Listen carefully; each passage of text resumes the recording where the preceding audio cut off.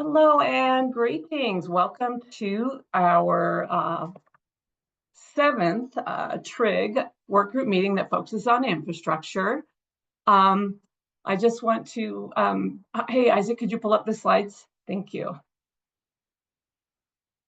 So yes, this is our seventh meeting and I just want to give you guys an update on where things are. First of all, let's talk, let's go to the next slide, and we're going to show the names and the affiliations of the infrastructure TRIG panelists and co-chairs.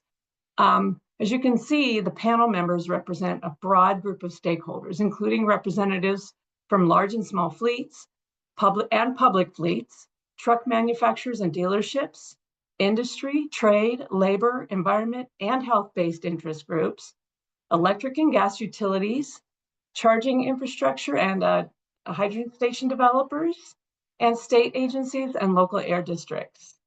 Let's go to the agenda. Next slide.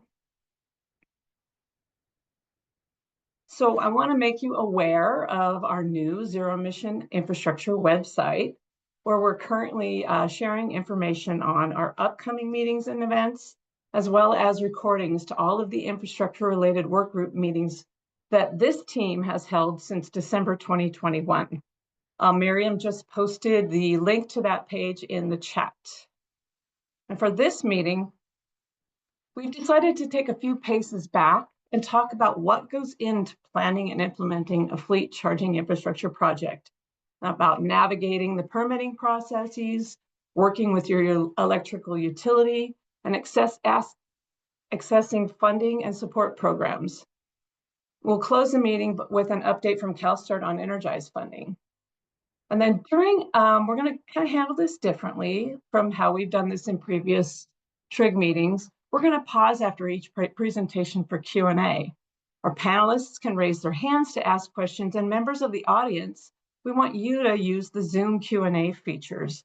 And we're going to try to get to your questions and answer them live during, at the end of each session. But if we don't get to it, I've asked our presenters to respond to your questions in the chat Q&A feature. After the presentation, we're going to have a focused discussion. And while I've prepared discussion prompts, this is going to be our panelists' opportunity to bring up topics to discuss. So as you're listening to the presentations today and something comes to mind, put a pin in it and let's bring it up at the end. And this is, of course, if it isn't just relevant to, clarifying questions at the end of each presentation. And then finally, I want to give everybody a reminder. Everybody a reminder. The slides and a recording of this presentation are going to be posted on our new Zero Emission Infrastructure website, as well as the ACF meetings and events calendar. Now, Wendy, did you have an update for me about the chat feature that you wanted, that I just talked about? Or is that something you're going to be able to fix? The Q&A feature is currently not enabled. Are you going to be able to fix that while we're holding the meeting? Or is this something you have to log out for? Might be something we have to restart the meeting for. Oh my goodness. I do want to give that opportunity for audience members to ask questions. How many do we have in the audience right now? 83. Okay. Okay. I don't know. Does anybody else have any insights on what we might want to do? Can't we just use the chat? The chat's not enabled for people outside. Oh. Yeah. Maybe we could do raise hand, call it. Yeah. I mean, someone's using the chat now. Claire just tested it. Oh, what was that? I can see the chat for everyone. Someone was using the chat, not the Q&A. The Q&A feature is not enabled. We can use the chat to ask questions. Okay, yes, Claire Keeler is not hey, could someone else from the audience do a check as well?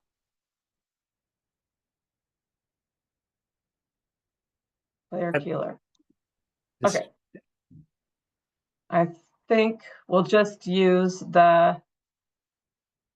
Chuck Loy is not one of our panelists either, right? Okay, let's just use the chat feature. I really don't want to close the meeting. Okay, well, let's get started.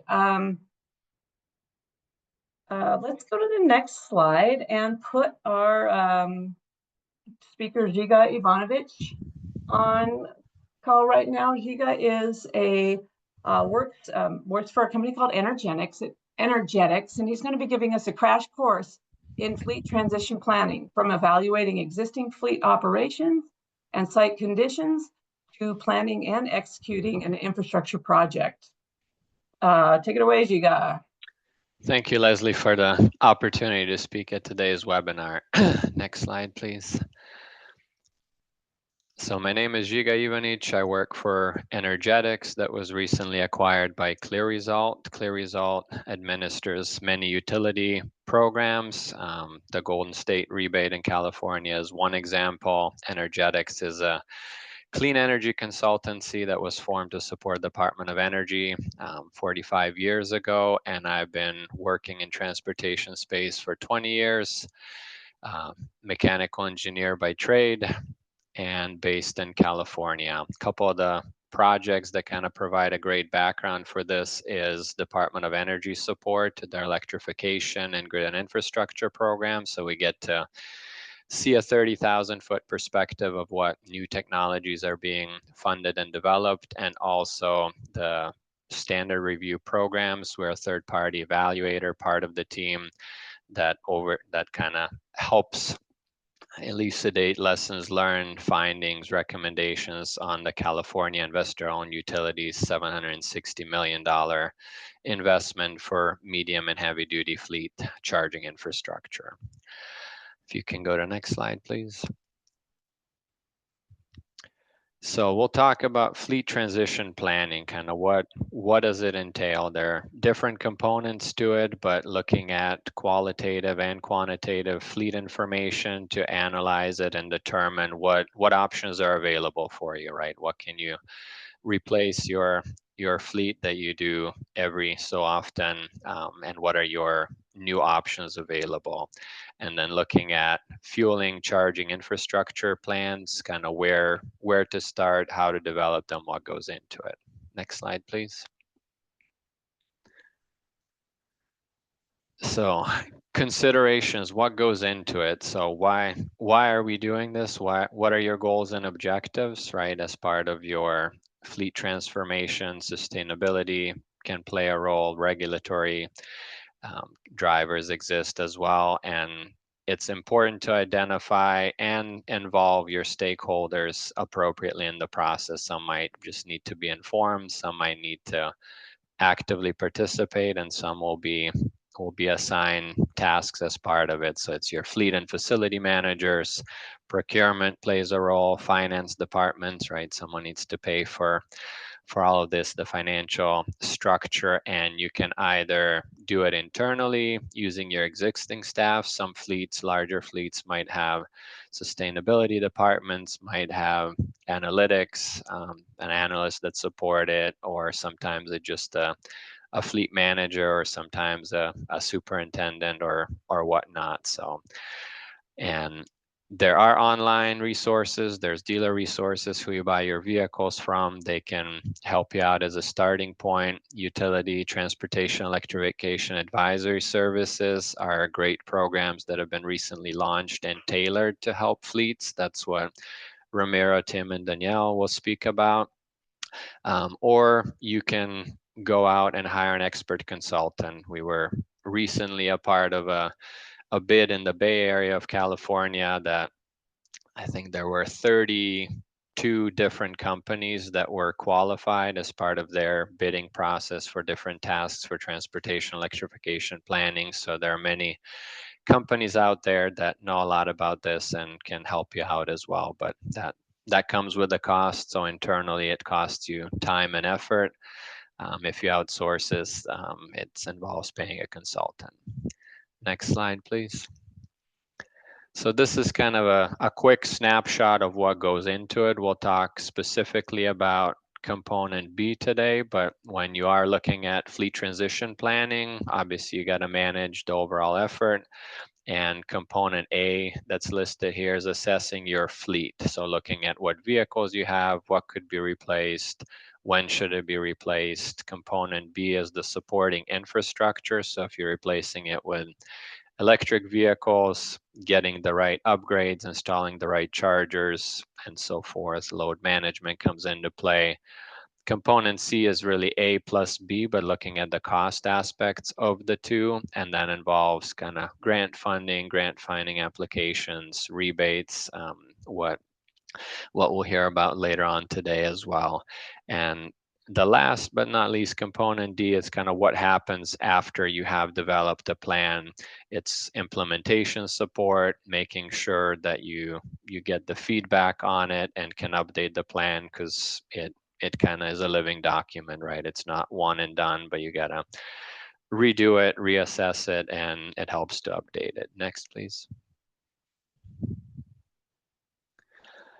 So these are just some more details on the first one. You're looking at your fleet, whether it's your white fleet, light, medium duty, heavy duty, looking at age of the vehicles, types of the vehicles, their characteristics.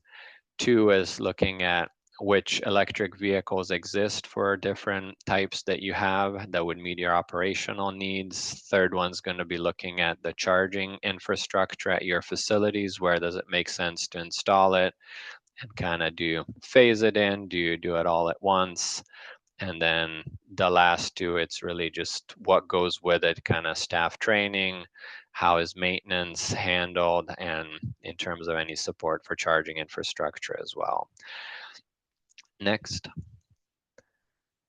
So the fleet assessment part, figure out what your baseline is, right? That's usually request for information if you work with a consultant to get an inventory, any EV experience, looking at your sustainability plans and targets, and looking at utilization of vehicles. How much are they used? How many miles a day is an EV suitable?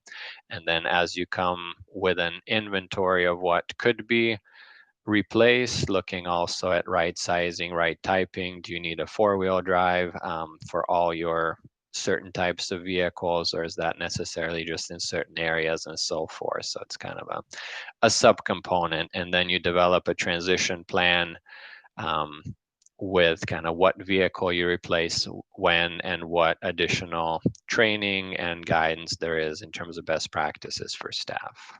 Next. So this is a sample outcome looking at the different vehicle types on the left. On the top across, you have the different years, looking 15 years out, and how many of which types of vehicle you would replace at what point. Just an example of an outcome, what the plan might entail. Next. So looking at your site, kind of what do you need once you determine that you're going to adopt certain electric vehicles? What kind of charging do they need? And that's looking at, do you need a level 2 charger? Do you need a fast charger? That depends on how many miles per day the vehicles will operate. Then looking at, where do you install these charging stations? Where do you have the capacity? Where are the vehicles parked overnight? How much charging could you install now? Working with your utility, what capacity you might need and what you could get later on. And similar to the vehicle, kind of phase in plan, the infrastructure requires one as well, right? Do you install everything at once, or do you gradually install it? And we'll talk about that a little bit later on, about some options. Next. This is just an example. You can have a single line diagram, can be an outcome of what electrical upgrades you need, where the charging will be installed. Also kind of dimensions, where to place it on your property, and other considerations such as transformers, switch gears that require some space, can take away from parking, or might require easements on your property as well. Next, please.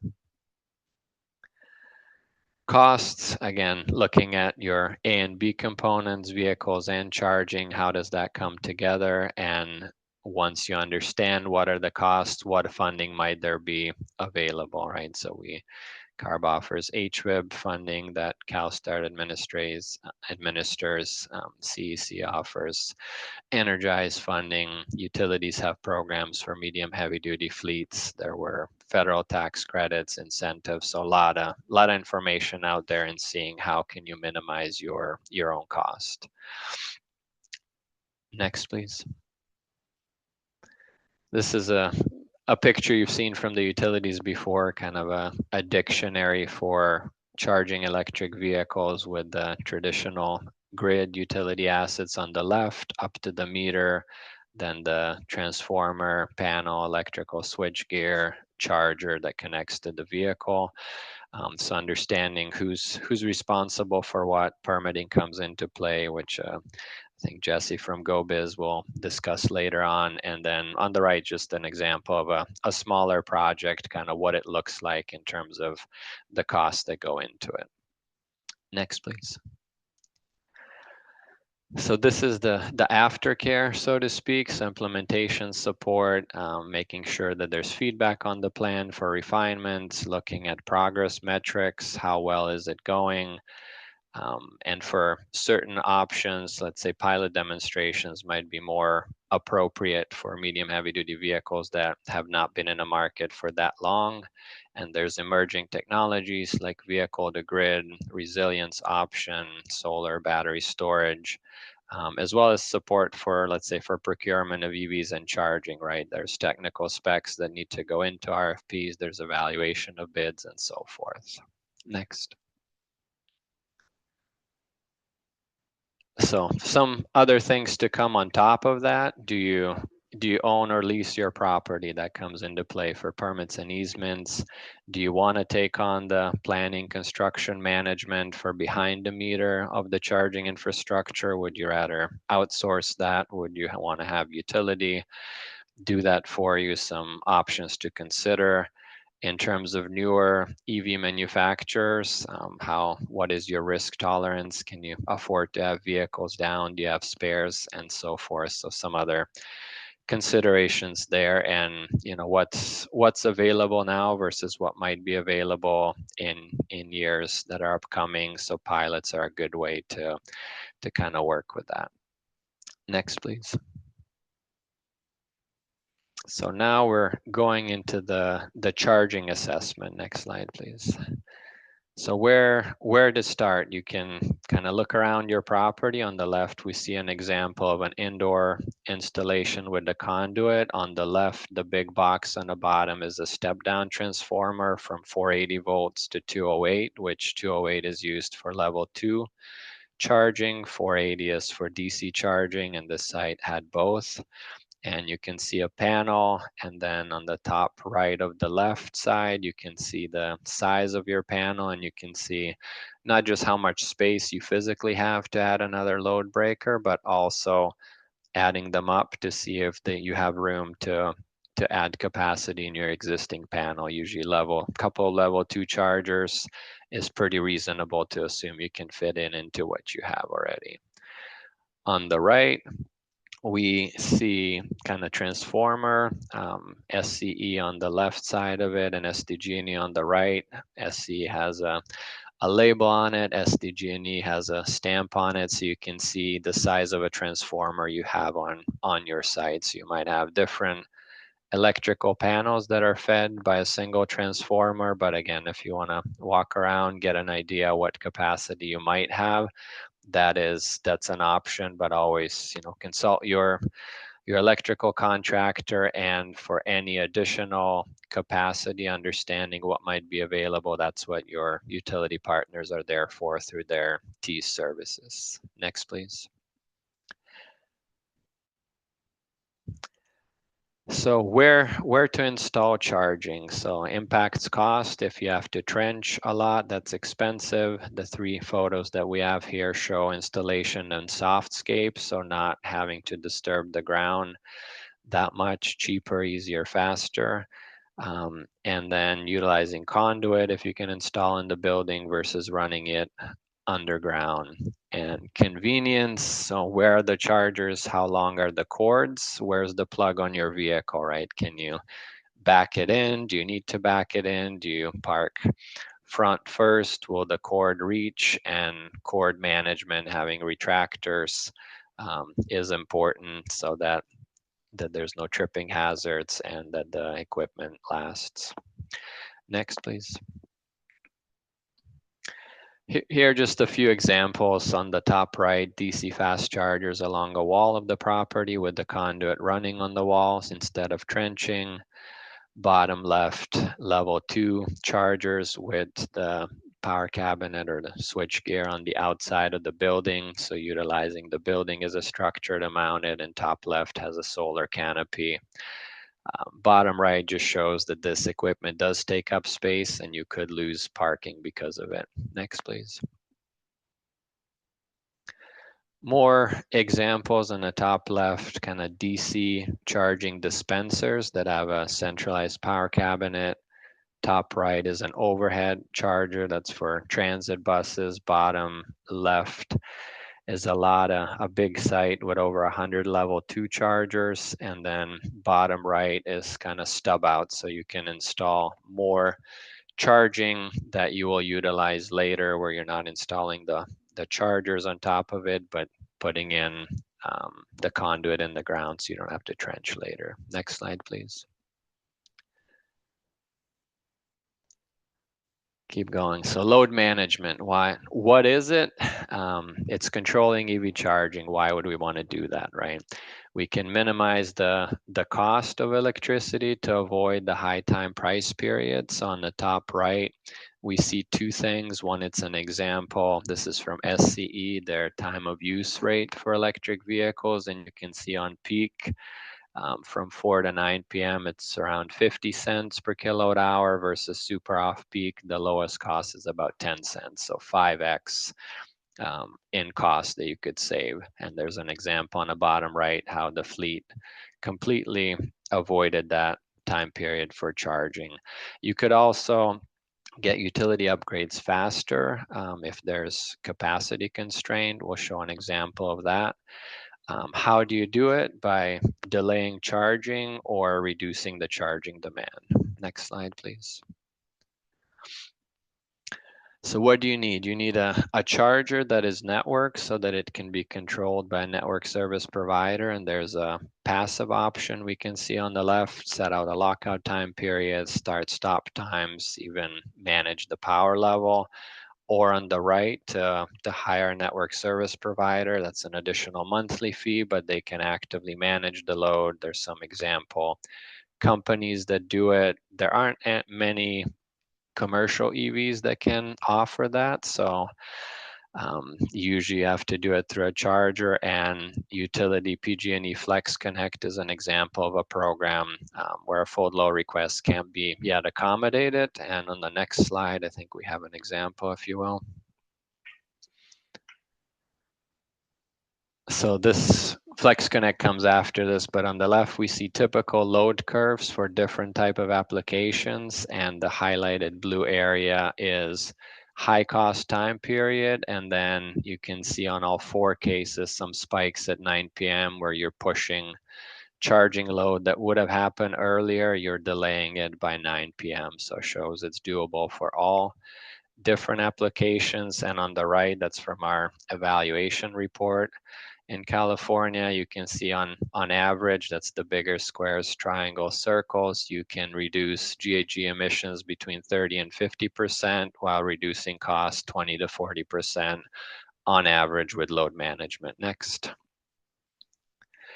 So Flex Connect, I'll quickly go through this. It's a PG&E program that I'm sure Tim can tell you a lot more about, but the value is that the customer can get service faster. And on the next slide, we'll see an example between a traditional kind of load evaluation on the left, where you can only get 20% capacity for 7 months of the year in red. However, under Flex Connect, if you can curtail your usage for 3 months out of the year, you can have more than 50% of the load throughout the year. So it gets you into the program faster. Next, please.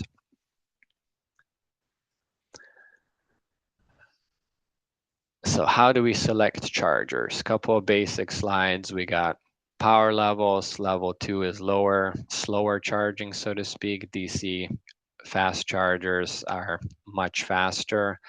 Couple of examples, and on the right I borrowed a slide from SCE where they show in their charge ready transport program what are the different power levels of chargers. So you see a lot around 10 and 20 kilowatts, that's level 2, and then you see sort of around 50, 60 kilowatts, those are the standard DC fast chargers, and then 100 to 120, and then again at 180, just to give you an idea of the power levels. Next, please. Here we got level 2. Oh, sorry. My timer, gotta go faster. Just some basics on the charging connectors for level 1 and level 2. That's the 1772. For DC fast charger, it's the Chatimo, is a Japanese option, but not really mainstream in US, but the combo coupler CCS involves the 1772 with DC charging pins. The North American charging standard, that's the Tesla connector as well. Next, please. EVSE Resources, EPRI, Electric Power and Research Institute, maintains a vetted product list. So they review the different products that are out there, and they're supported by a number of utilities that you can see on the right, including PG&E, SCE, SDG&E are on the list, and you can see who's on that list, where to buy the products. Next, please. So here I'll fly through a couple of slides with pictures, not gonna narrate a ton, but just to show you there's different examples left to right. We go from low power AC, level 2 chargers. In the middle, we have integrated DC fast chargers. And then to the right, we have a dispenser with a power cabinet. Next, please. Just some photos from ACT Expo in Anaheim a couple weeks ago. A lot of options is the key takeaway. You got some low power DC. Next slide, please. We have integrated and modular options. So on the left, you can see an open EVSE DC fast charger showing different power modules. These are usually 25, 30, 40 kilowatts, and then you can fit as many as you can in an integrated unit, or on the right is an example of a modular unit where you have a dispenser, takes up less space, smaller footprint, and you can have a remote power cabinet where you can have a number of these modules. Next, please. Just showing you how many options are out there, right? You think, okay, I decided I need a DC charger versus level 2, but here, and next slide, please, you'll see a lot of different options. This was just from walking the floor at ACT Expo. So how do you know what to pick? Where do you start? Next, please. This one shows some pricing. This is more on the lower level, but it shows you level 2 versus DC versus a higher power DC. Next, please. And some innovative options, vehicle to grid, vehicle to load. The orange one on the top right shows you how you can have AC charging, but move it around like in a service bay. And the one orange one next to it is a roof mounted charger. Next, please. This is a quick deployment option. So first student uses it. This is for school bus charging applications, but they integrated everything in a 20-foot container, and they use K rails to mount the chargers and run the conduit. So it saves trenching, it saves deployment time significantly. So there are companies trying to come up with solutions to streamline the time frame. Next, please. And these are just some high power option where you have a cabinet and a dispenser. So if you go over 400 kilowatts to a megawatt plus, on the bottom right, you can have a cabinet and you can have many dispensers connected to it. So you could have 30 or 60 kilowatt dispensers that are tethered to a megawatt unit. Next. All right, and last slide. So if you go to the next one, sort of tying it all together, your utilities are partners that you'll need to get to the meter infrastructure that you need for your upgrades, so they can help you with your planning. They can help you on pre-energization support as well as post-energization, and that's what Tim, Danielle, Ramiro, and Scott will talk about. They're free educational resources. They do customer engagement. Most importantly, they're tailored resources for your fleet needs.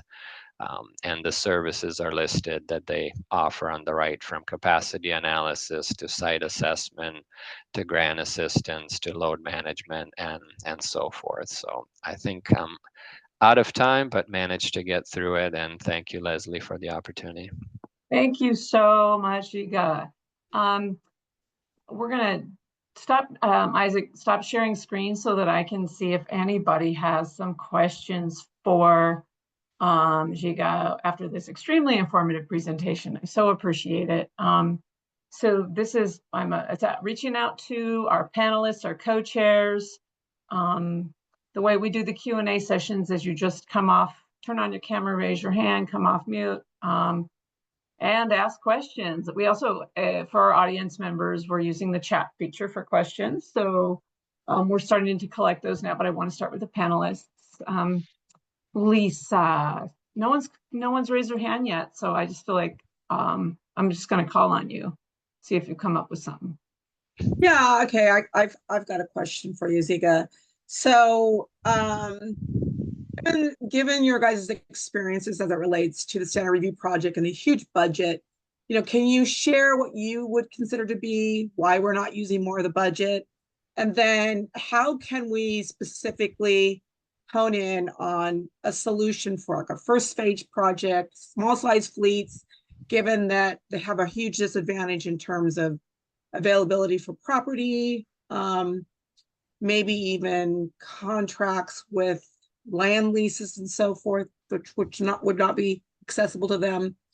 And then even the volume of energy coupled with demand fees. And so what you think could be a solution? Those are two questions. One is on the on maybe some red flags or things that are holding us back from getting the next step with the current budget, and then what could be better available for small fleets to think about. I'm even thinking about sharing hubs.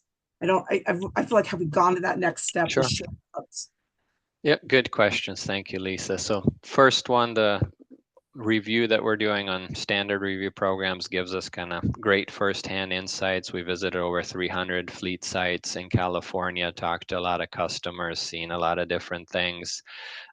So the learnings are, we publish it in an annual report every year. Things take time, right? So this was a new process. Utilities revamped their staffing and resources to support fleets, and fleets were learning how to go through that process with utilities. But now we're seeing both SCE and PG&E had 2-year extensions of their 5-year programs. So they're starting to, with the sign applications, to hit their vehicle number targets in terms of PG&E, but things still do take time from once you are accepted into the program, you sign the agreement, it can take 2 years or more to get the charging installed, and not all the fleets can get all the charging that they might need. Think of it as if you're a transit bus operator and you're going to convert your whole depot, or if you're a very front-running fleet in terms of sustainability and you want to electrify all of your vehicles, some options will be more challenging and there might not be the infrastructure that the utility can give you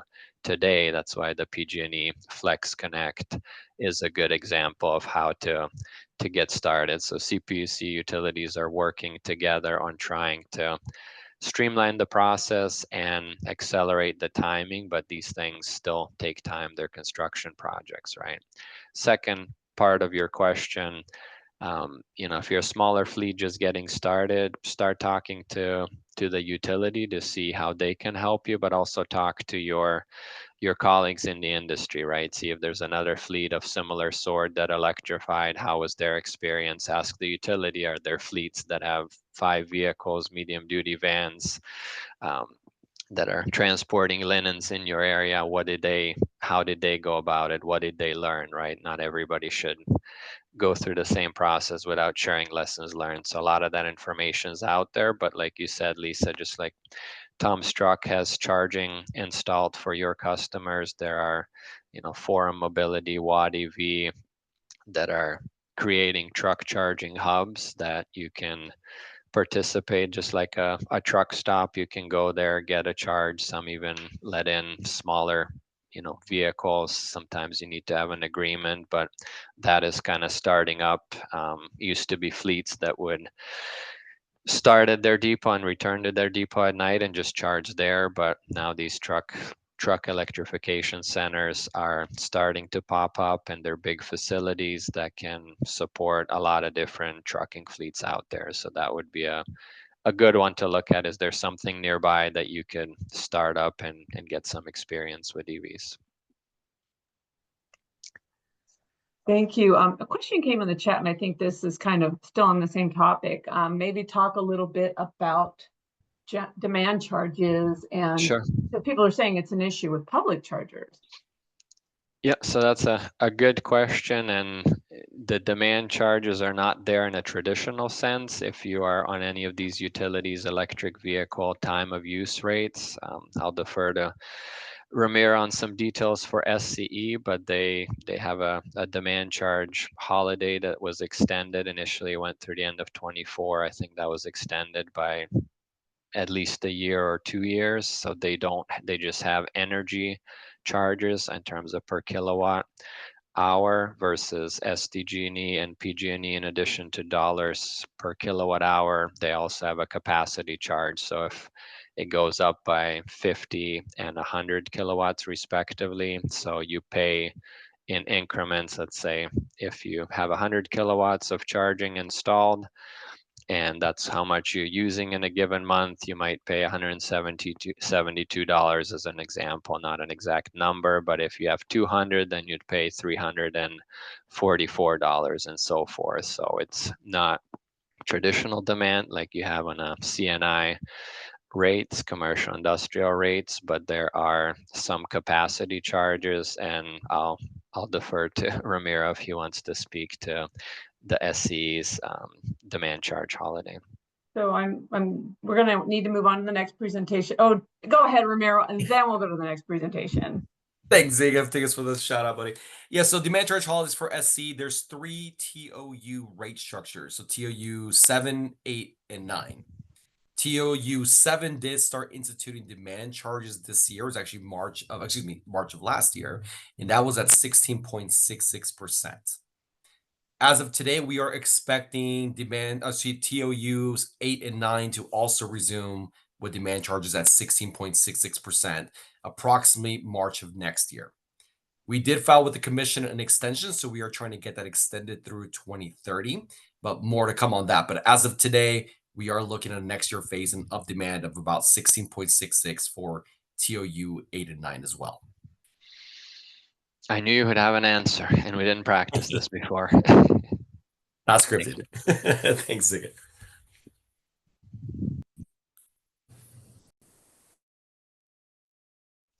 Leslie, you're muted. We'll probably have time for raised hand at the end or focused discussion to get input from our audience, but I need to move on to the next presentation. So Jesse can unmute her mic, and Isaac, yes, there we go. You ready, Jesse? Yep, can you hear me okay? Yeah, so you want to introduce yourself, or can I introduce you? Go for it. Okay, Jesse. Denver is the lead advisor for ZEV Market Development at the Governor's Office of Business and Economic Development. And she's going to talk today about permit streamlining efforts and the permitting assistance that GoBiz offers. Great, thanks so much for having us join this conversation today, Leslie. We really appreciate it. Next slide, please. For those of you who are not familiar with GoBiz, we serve as the state's kind of hub, if you will, for job growth, economic development, and all business assistance to small, medium, and large industrial businesses in California. We also have teams within GoBiz who are working internationally to bring business to California and establish trade relationships as well. So this gives you a snapshot of all the different units within the Governor's Office of Business and Economic Development, and I specifically sit in our zero emission vehicle office. which covers light, medium, and heavy duty vehicles, infrastructure. We have a touch point on kind of covering interagency policy development, program implementation, et cetera, et cetera. And within the medium and heavy duty sector, I'm going to be focusing today on road vehicles, but I also cover rail, aviation, and maritime applications of zero emission technologies. Next slide, please. So we have several resources that you can find on our website that touch on infrastructure and streamlined permitting, but we are also the convening body for the state's zero emission vehicle market development strategy, which all other state agencies kind of feed into. So things that are happening at CARB from a regulation perspective goes into the strategy, and GoBiz kind of tracks momentum and progress towards the state's zero emission vehicle goals through maintenance of that strategy. And I just use CARB as one example. It's CEC, CPUC, everyone's kind of feeding into this statewide strategy for zero emission vehicle market development. Today, I'm going to specifically talk about the streamlined permitting rules that we have on the books that help to get infrastructure in the ground faster. So zero emission vehicle permit streamlining has really played a significant role in accelerating zero emission infrastructure deployment statewide. Our two key streamlining laws for zero emission vehicle refueling stations are AB 1236 for administrative approval of stations, and AB 970, which sets timelines for permitting approval. And I'll go into each of those in a little bit more detail. And since these laws were passed pre kind of 2018, GoBiz has been the leading implementer of the laws. And again, we have this wealth of resources on our website that really provides fleets and developers with tons of assistance, so that when you get to the permit counter, you know what the cities and counties, the AHJs, should be doing in helping you to get your project in the ground faster. So I want to take a minute to just really underscore how important the focus on implementation of these laws really is and has been. You can see here in 2019, when we really first started a concerted effort to implement these laws and start to streamline authority having jurisdictions at the city county level. Like, there was the Bay Area, and they became streamlined. Counties in the Bay Area became streamlined first, and the rest of the state wasn't streamlined, which for developers and for fleets who are implementing charging infrastructure projects, like, this really created a patchwork of rules when you got to the permit counter. So streamlined permitting is extremely important because, as you can see, today more than 80% of the state is streamlined, and we actually have a dedicated specialist on our team who's working with the cities and counties that still have yet to be in compliance with the state laws.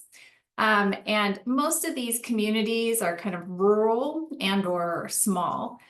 So they are late to be in compliance. There hasn't been a lot of focus in some of these areas on infrastructure deployment, but as we know, as the market has evolved, that's rapidly changing.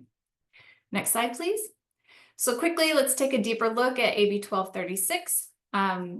For cities and counties, the first step, they need to adopt an ordinance that creates a streamlined process. And GoBiz actually provides technical assistance to those cities and counties on development of the ordinance and the checklist. And then streamlining requires an online application and the online checklist. So from there, the building department review is really limited to health and safety.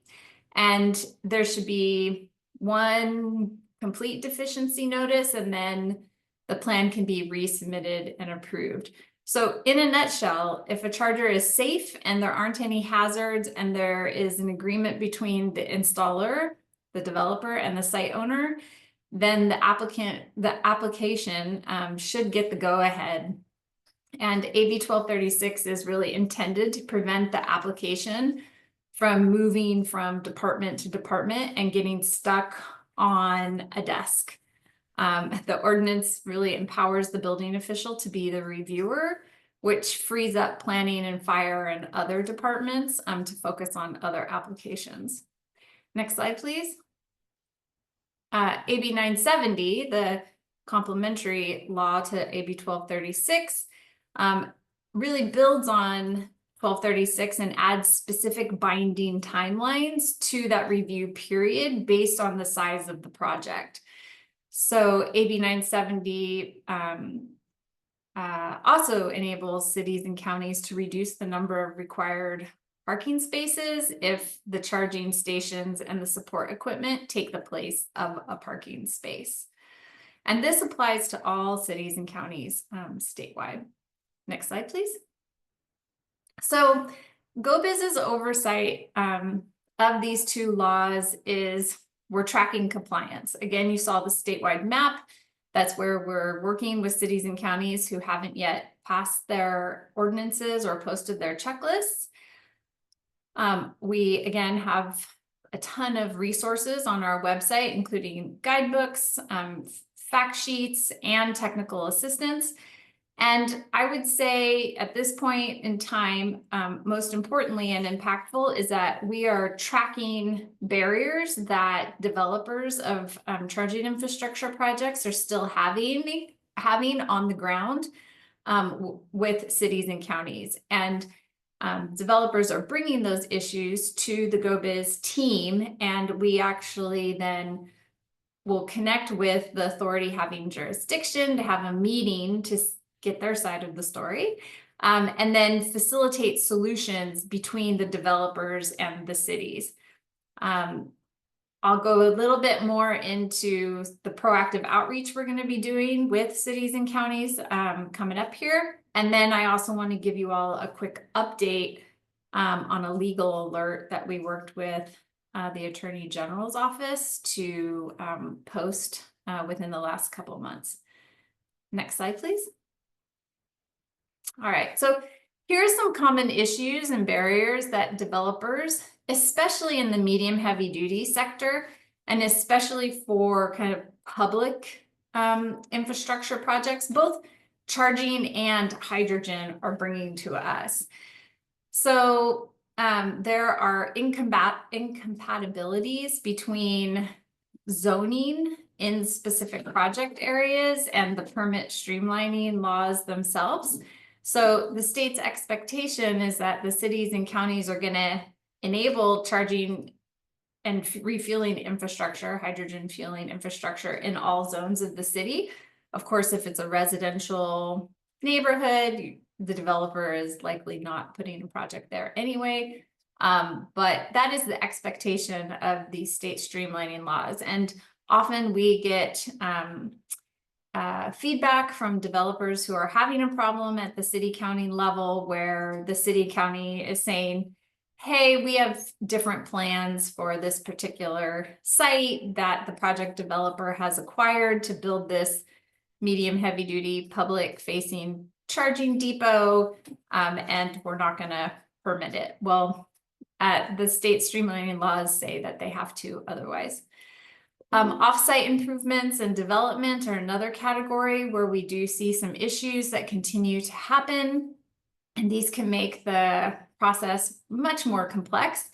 So for example, there was a developer who this city wanted the developer to actually put in permanent median infrastructure in the middle of the road to address the flow of traffic in and out of the site, where the city had had kind of temporary median infrastructure for a very long time, but kind of saw the project as an opportunity to get permanent infrastructure in the ground in the public right away.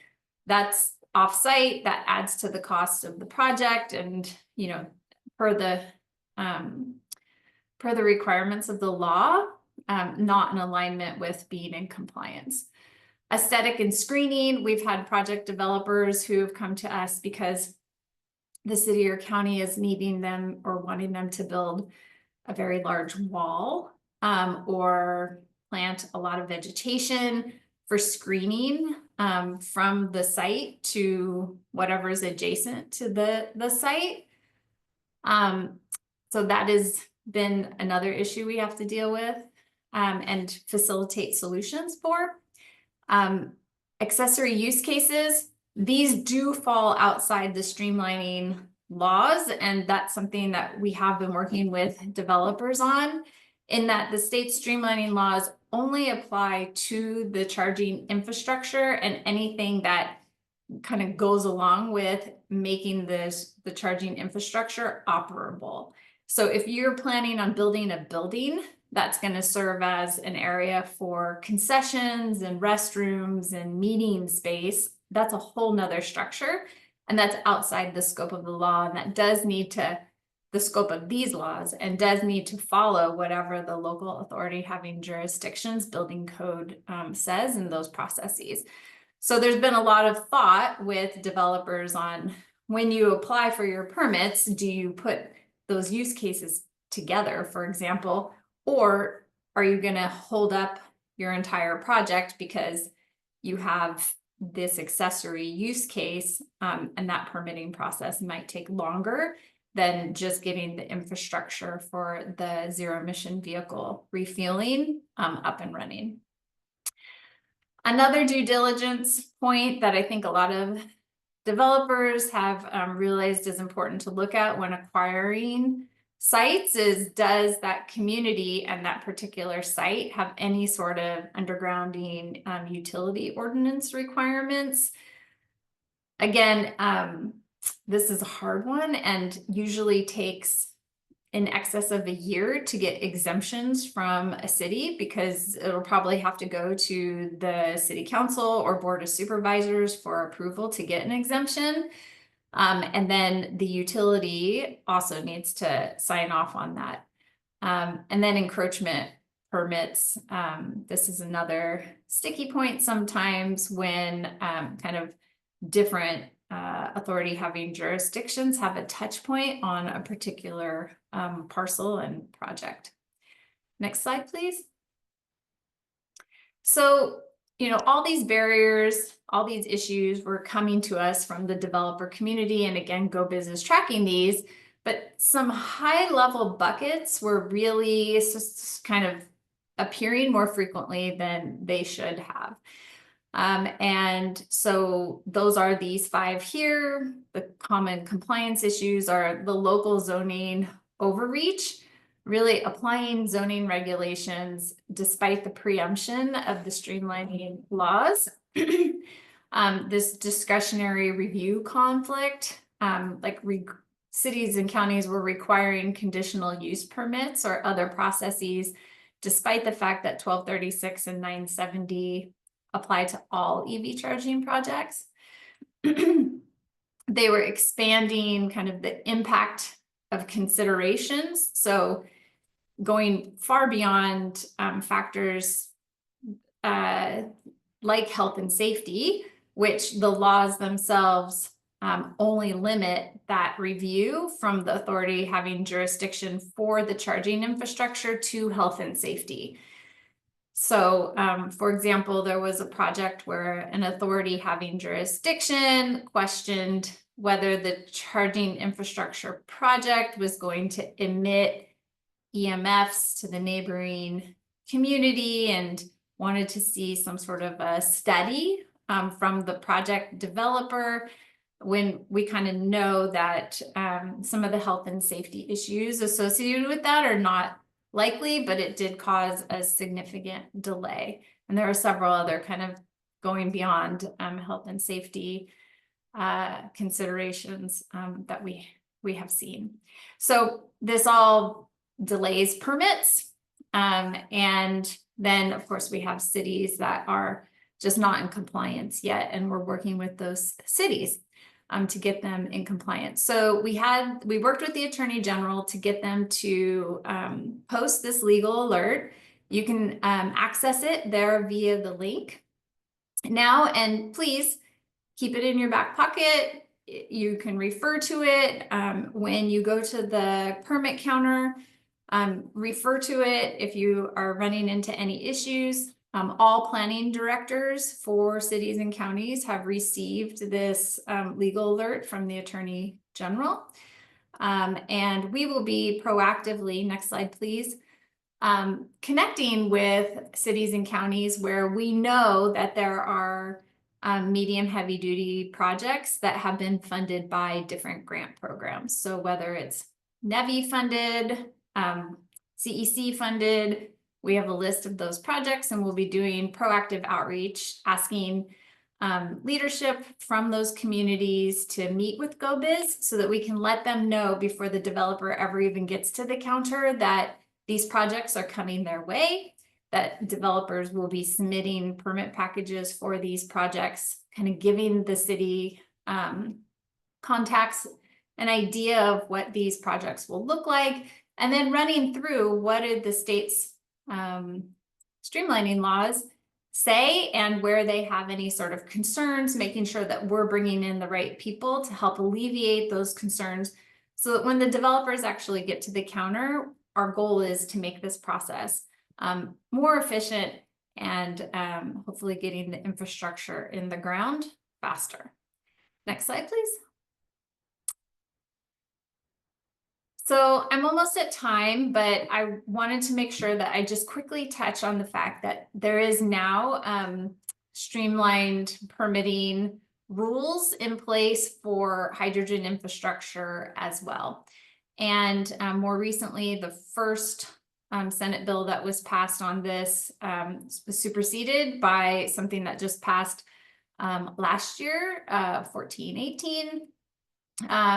And similar to the other streamlining laws that we've just got done talking about, it requires all California cities and counties to develop this expedited streamlined permitting process for hydrogen fueling stations. They have to pass the ordinance, they have to put the checklist in place, and a proposed station will qualify for streamlined permitting under 1291 if it's zoned industrial commercial and does not have any residential units.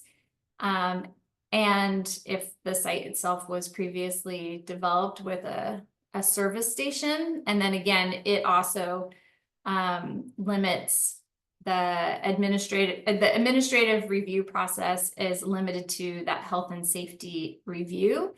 So just wanted to let you all know that we have resources for that too. And I whipped in my time, so I'm going to stop my timer and ask if there's any questions. Yeah, so stop sharing screen, Isaac. We do have a question that came in from the chat, and well, if there's others that are thinking of questions. So is the state looking at streamlining inspection procedures for after the infrastructure has been installed? So they've run into some different inspection requirements from different AHJs. I think I need a little bit more detail on what that means.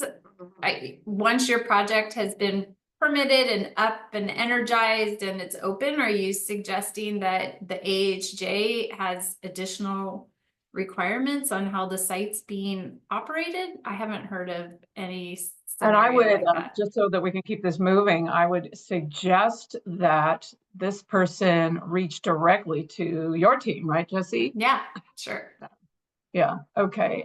Is there anybody else on our panel that wants to, has a question for Jesse, or we could also save it for later? We're running up against the clock right now, and I want to make sure we get through our utility presentations. Oh, that was a good question. Is 970 only for light duty? No. Okay. So basically all the things that you've been talking about, Jesse, are apply pretty much across the board to light, medium, and heavy duty charging infrastructure? Right. Okay, cool. That's good to know. Thank you. How about we queue up for our next presentation? What we're going to do next is maybe you could pull up that slide that's got a list of the slide number 58. Yes, that one. We're kind of packing everybody into one at this point. First of all, we're posting a link in here to the chat that has all of our prior work group meetings, including the one in June of 2024, where we focused entirely on the various funding and financing programs and resources that are available for ZEV infrastructure. And then I've included the reps to this meeting to provide updates. So those are utility representatives as well as Energize to provide updates on the transportation electrification programs at the major IOUs. And so those are the advisory services that they provide, as well as their funding resources.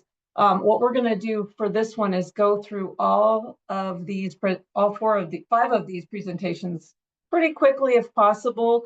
I've coached my utility reps to not, repeat something that someone else has already said, because the three IOU TEAS programs are, they have similarities and differences. So we're going to start with the next slide with Tim O'Neill. He is PG&E's EV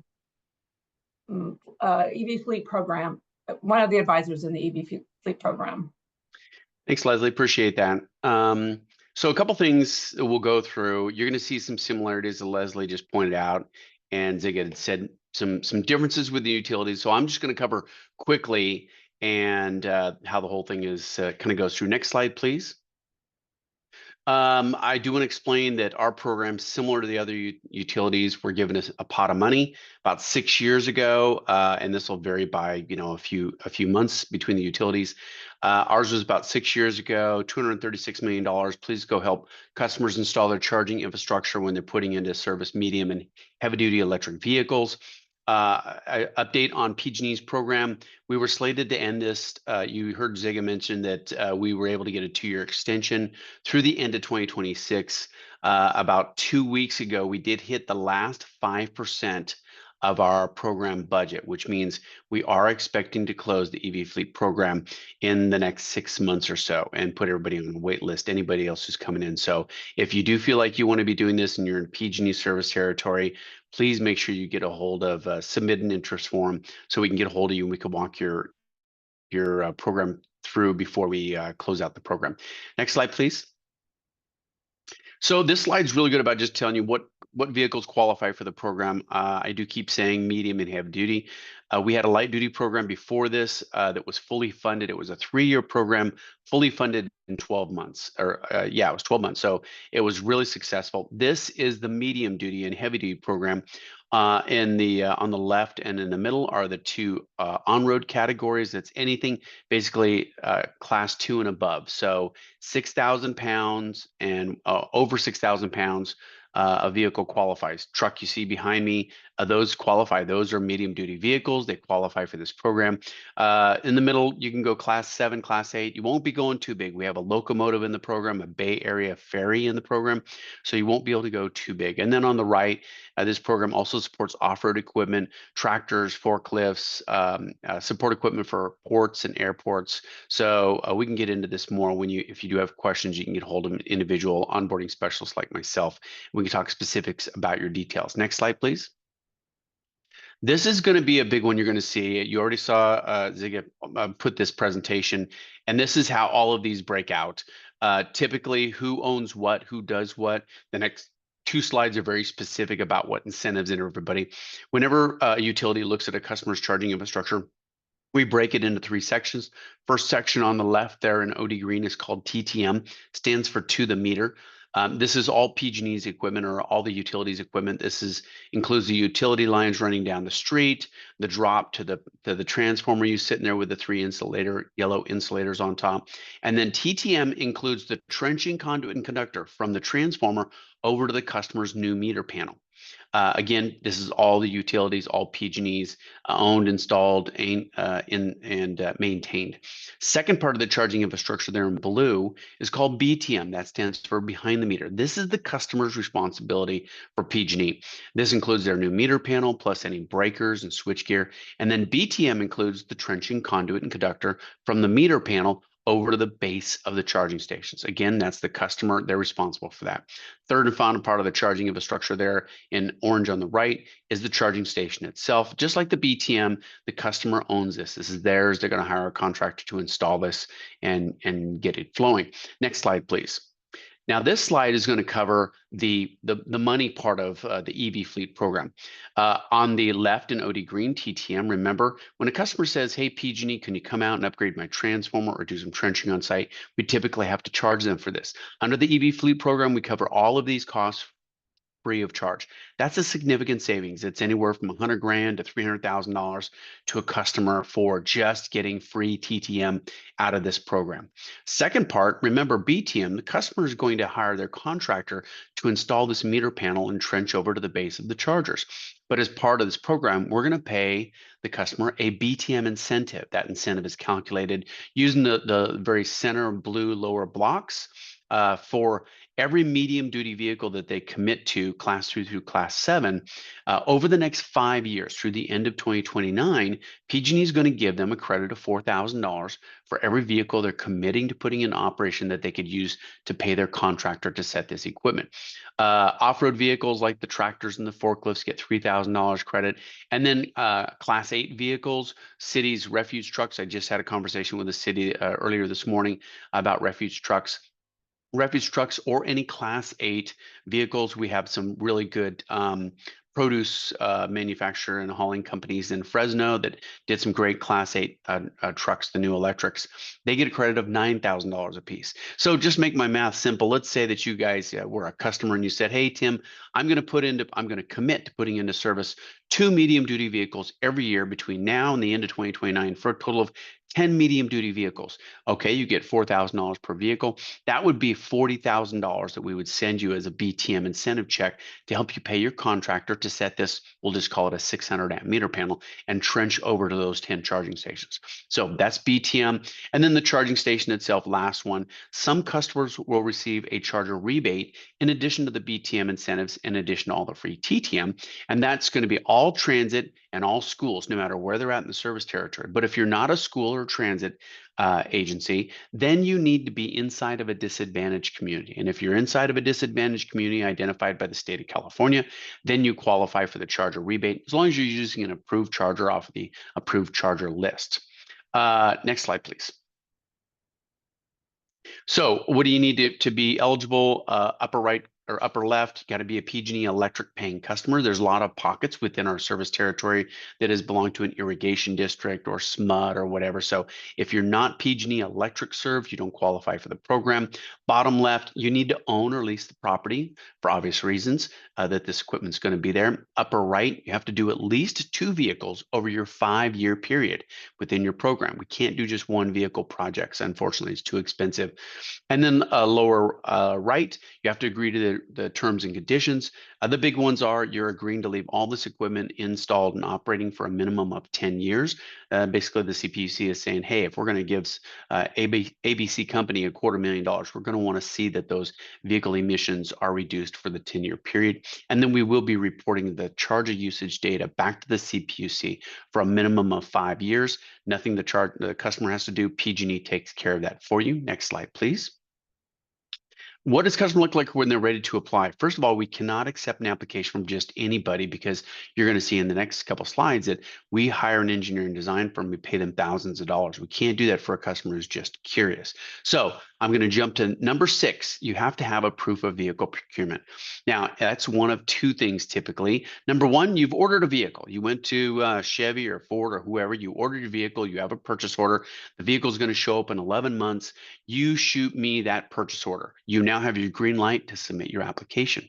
Or the second way you can get the green light is if you get a grant, a vehicle grant from Air District or from the state through HVIP. And you heard Ziga talk a lot about the utility grants that are out there. And we have a tool that will help you identify the grant. So as long as you have a vehicle grant of some kind approved, send that to me. You now have the green light and go to town. Now that you have the green light and you can submit your application, let's talk about what you need to make final decisions on. Number 1 and 2, we call it your vehicle and charger deployment schedule. You have to tell us every year how many of what type of vehicles you're going to commit to putting into service through the end of 2029. And number 2, you have to tell us which charger you're going to have installed to support those vehicles. And the charger does need to be on the state's approved charger list. You're going to see that that's hosted by SoCal Edison, and we will send you the link, and you can see which ones qualify. All the main brands and manufacturers and sizes are on there, so you should not have a problem finding a charger on the approved list. Have to submit a map of the charger location. So when we do your design, we know where you want your chargers, and we identify where our transformer is located. You have to secure some out-of-pocket costs. We don't give you the incentives and rebates until the project's all done, but you're going to need to buy your chargers. You're going to need to go ahead and pay your contractor to get all this work done. We don't mind if you use grants. There's a lot of infrastructure grants that are out there, Energize, and there's some through ZESB and other just infrastructure straight grants for customers. And you can stack those right on top of this program. We don't have a problem with that. Some of the schools are actually almost 100% paid for by everything because they've stacked a lot of grants. So good stuff there. Number 5, we have to have all decision makers on board from the beginning. We don't want to start this out, get 3 months in, and a CFO or somebody says, no, we don't want to do this, or whoever.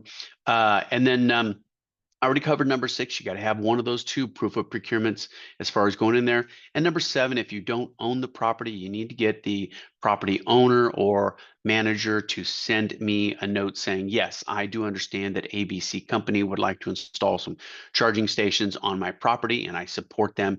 And so we need to get a letter so we don't go through all this. And then the property owner says, no, scratch the whole thing. I don't want to give you an easement, or I don't want to do this. Next slide, please.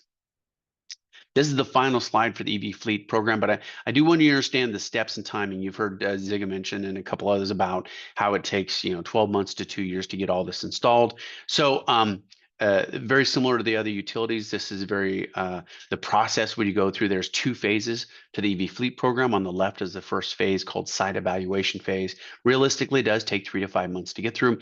Your onboarding specialist is typically going to be your main contact during this whole phase. Number 1, you see what everything was required. You submit the online application for the EV fleet program. It's very simple, take you less than 10 minutes. It's like 15 questions. You tell us how many chargers, what years, and how many vehicles, all of that. Number 2, you'll see that the first thing that we do is we hire an engineer and design firm, and we assign them to your project. First thing that they do is they start out by doing what's called a desktop review. It's basically a draft plan based upon what you submitted in that application, where you want your chargers up against the fence line, how many, where do we suggest you're going to put your meter panel, and you can have some input on where that goes. And then where we're going to bring power from, which transformer, either an existing, or maybe we're going to drop a new one. When they're done doing that, they're going to call the customer and say, we're ready to do your phone screen to review the draft plan. Everybody gets on the call. They're going to say, this is what it looks like.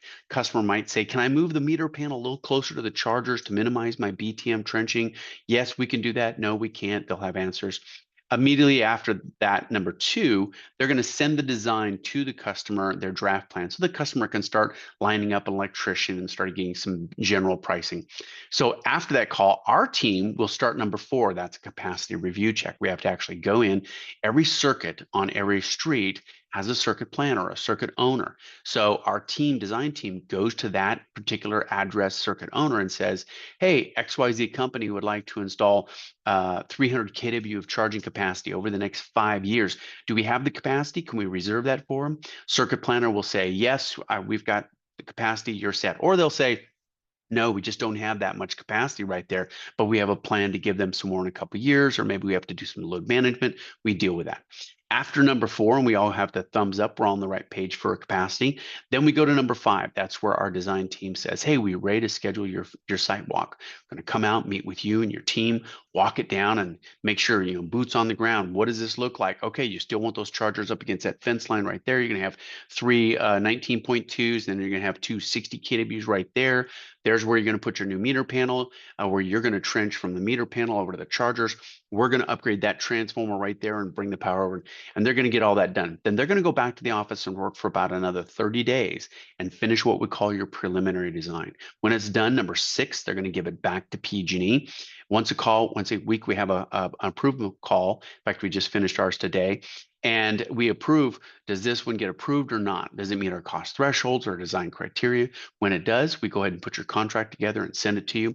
And when you say, yes, I like the design, I like the money, you sign it, send it back. Number 7, we countersign it, we get it back to you. Then we move you to the other side of this orange line. Now you're in the second phase called final design and execution. This is when all the construction happens. First thing we do is we assign you a PG&E construction project manager to manage the project. They're going to work with you and your contractor, number 8 and 9, to finish, so everybody knows where the panel is going to go, how big that meter panel is going to be. Then number 10, your contractor is going to go start building the BTM.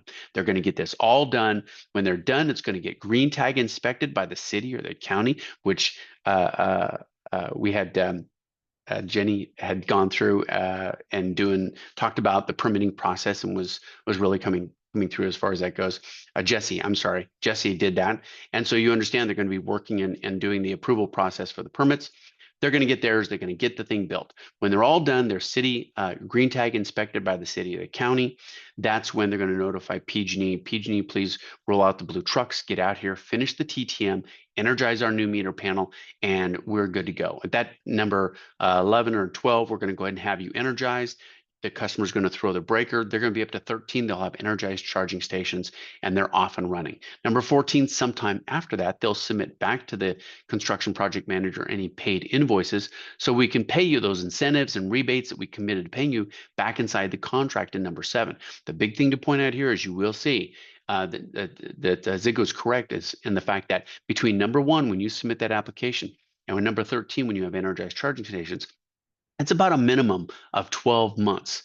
And sometimes it does go to 24 months, depending on how long it takes for the customer's contractor to get their BTM constructed. So that's the big thing to point out there. I have a couple quick bonus items. Next slide, please. And PG&E does have a business EV rate. Rates were talked about a little bit here. PG&E does, I'm not going to get into the whole, it's not a demand rate, it's a subscription charge and you pay for that.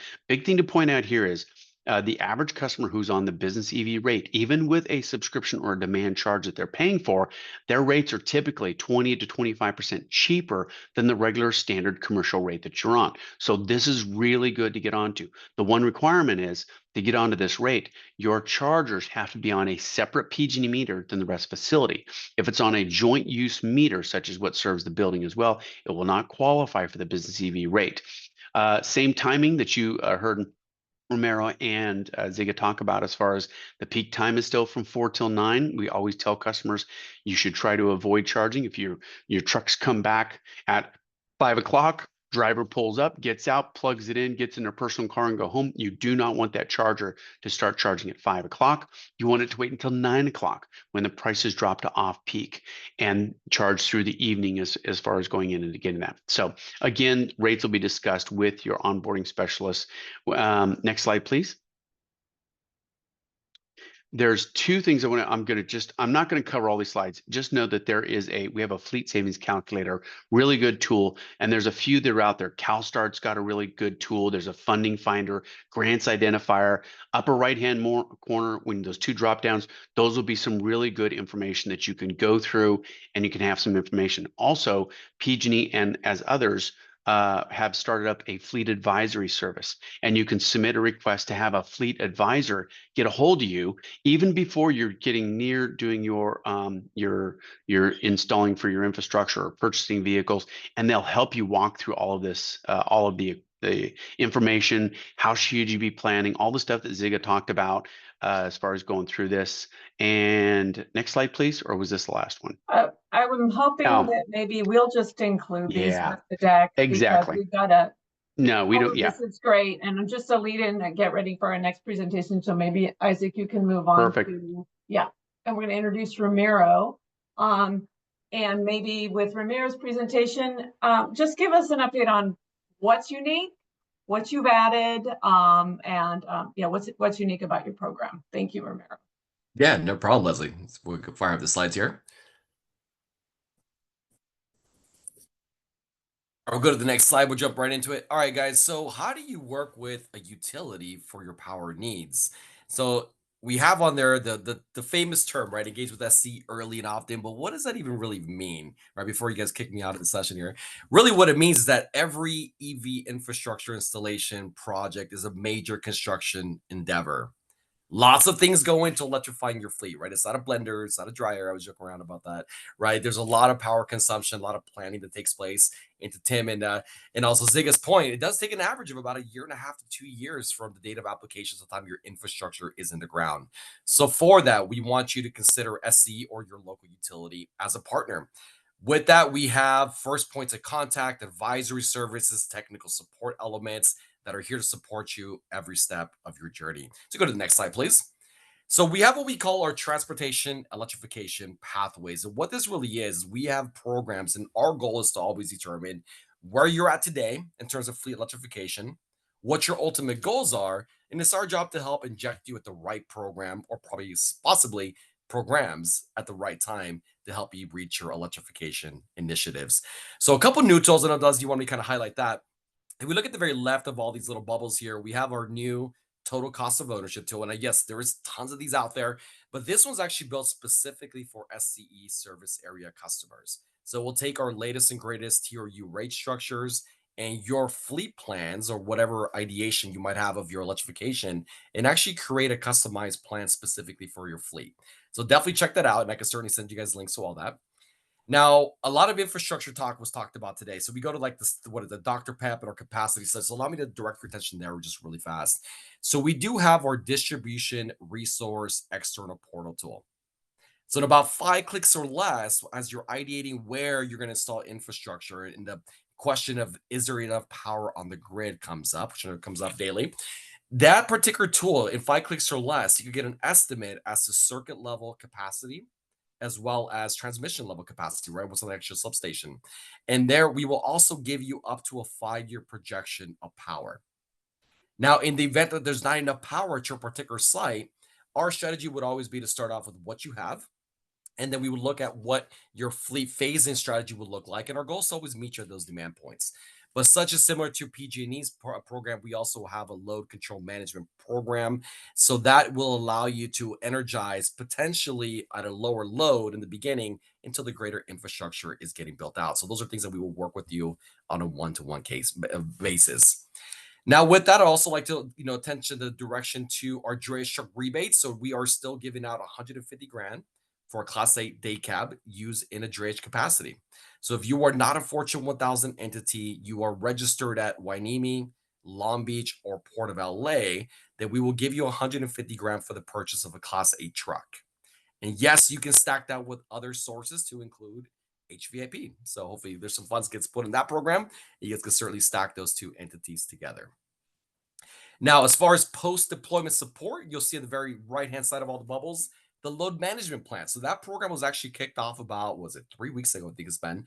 And so what we will do there is we'll take a look at your 6-month history of building or year-long history of building, whatever might be available to us at that point in time.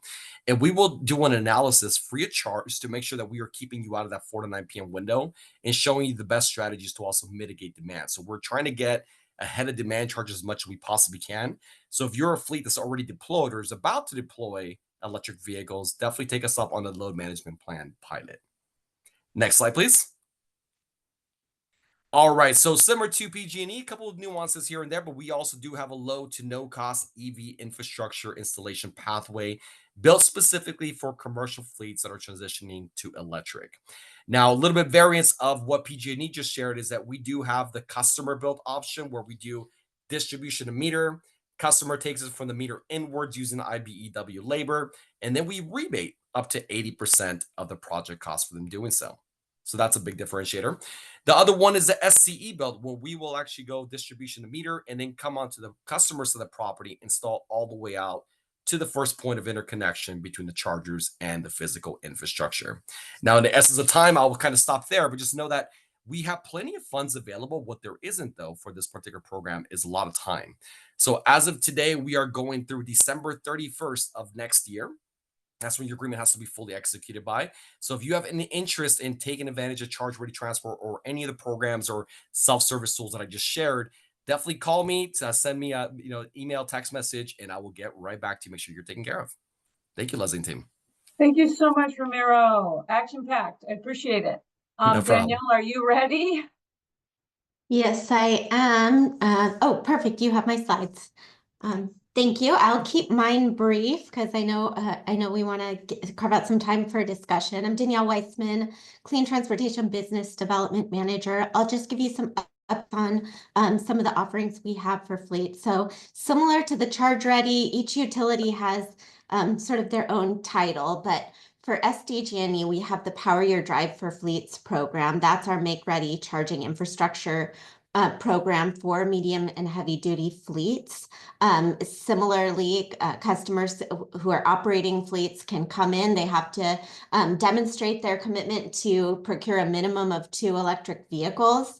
And provide load management plans, but then SDG&E comes in and provides the EV charging infrastructure. On the next slide, you can see there are 2 options for ownership. So either SDG&E owns, where SDG&E will pay for and construct, own, and maintain the infrastructure up to the charging station, or a customer owned, where SDG&E will just go up to the meter and then the customer can own behind that meter, and SDG&E. So it's ownership agnostic, but the funding is there for the customer in either scenario.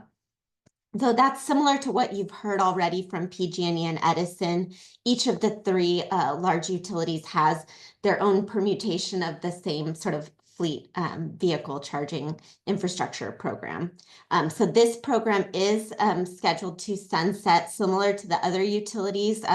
We're all sunsetting the programs based on CPUC direction around the same time at the end of 2026, which means we'll stop accepting customer applications next year for our program so far. The next offering we have is the EV infrastructure rule. For SDG&E, this is Rule 45. You heard earlier, PG&E and Edison, it's Rule 29. But essentially, it's the same rule. If you'll go to the next slide.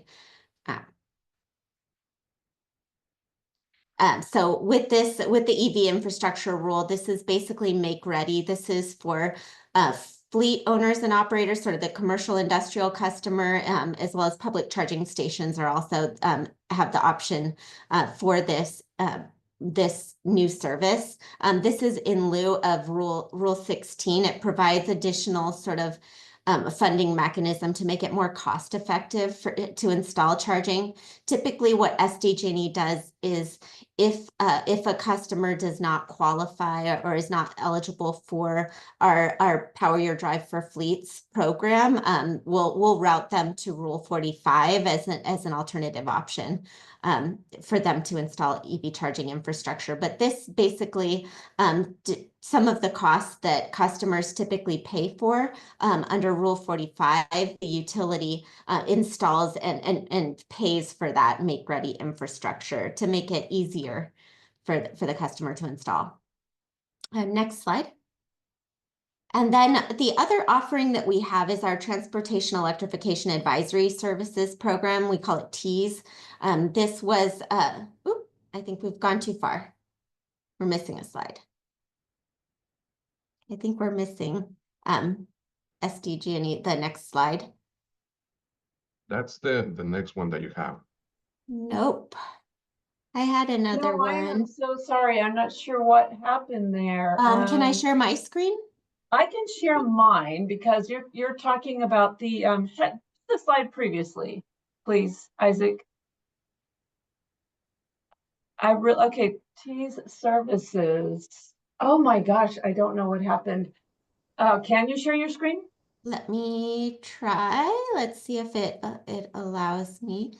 If not, I am so me- sorry.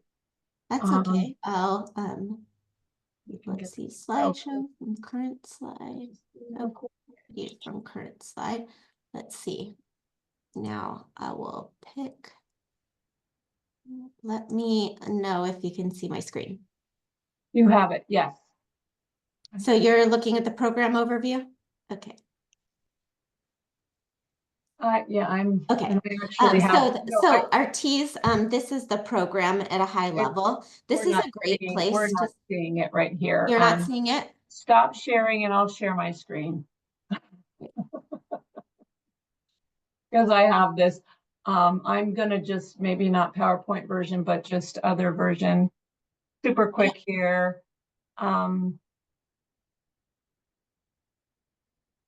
You're not seeing my screen? You're not seeing the image you want to show.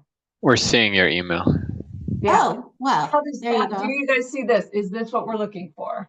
Okay, now you can see, yes. So this is the program at a high level. This is a great place to start because this is a place that where we will advise you on whether you should go to Rule 45 or whether you qualify for Power Your Drive for Fleets. We launched this program, soft launch, last summer. And so it's currently in flight for the next couple of years. And this is a place where we can meet the customer where you are in your electrification journey. So this includes everything from fleet electrification planning, when you're just trying to figure out how you can convert your fleets to electric or zero emission, and you're not quite sure how to phase, how many vehicles do you need, how much charging do you need. This fleet electrification planning can just help you do the initial homework, due diligence to understand what are the costs and how to understand and navigate rates, select chargers, and things like that. If you've already started to purchase your fleets and you need help maybe installing the charging infrastructure, we have a pre-energization support service that will provide you with a capacity analysis, site and load planning, provide different liaison services, and help with choosing your electric charging infrastructure itself, the equipment. And then post-energization support, we can help navigate how to optimize rates and manage loads, when to charge vehicles depending on your fleet operations and needs. And then we can provide training on the long-term O&M for your vehicles, as well as emergency preparedness, temporary and mobile charging solutions, and things like that. And then finally, for sort of the more sophisticated options, we have emerging technology consulting, so help with how to use vehicle to everything, create microgrids or islanding scenarios, and other sorts of resiliency solutions, as well as navigating other rate options like dynamic export compensation rates that may be available to you. So this is a great place to start. And then as we continue to evolve this program and we have more offerings, we'll continue to add.